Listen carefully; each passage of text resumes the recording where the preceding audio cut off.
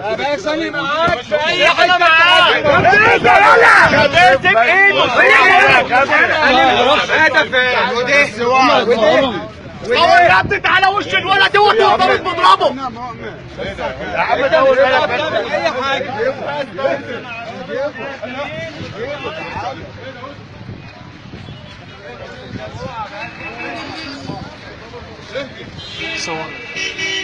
صور يا ابني، شوف يا ابني عشان لما تشوف الشرطه بتاعتنا في رمضان بتعمل ايه في الناس. خلاص يا باشا خلاص انا هادي وساكت اهو.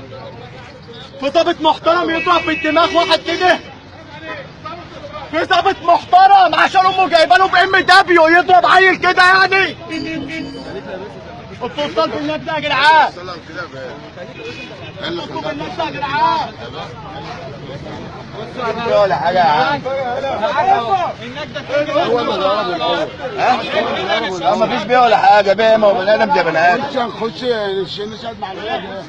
لا نشهد معاه. يا عم تقف كل هو في ضابط محترم مع الولاد الاول يعمل في بني ادم كده في رمضان. هي شاهدين. هو صورها بالتليفون. اما تصير يا مستحيل اللي راسك ما بيعملش مع البني ادمين كده. انت تعمل كده ليه يعني؟ خلاص يا ابني خلاص. جرافه حلوه. تضرب بالدماغ ليه كده؟ ده عمل ايه؟ الموقف كله شاهد عليه. ده عمل ايه عشان يتضرب بالدماغ؟ دماغين كمان. ده عمل ايه يا جدعان؟ ده يرضي ربنا؟ على دماغك يا عم خلاص انت بقى ودتك بالسيارة. كمان تضرب يا عايز تاني ولا ايه؟ هو معاك صدقتهم بالله يا باشا. ورب اللي خلق العباد، انت لو واحد عادي كده ما انا خلق.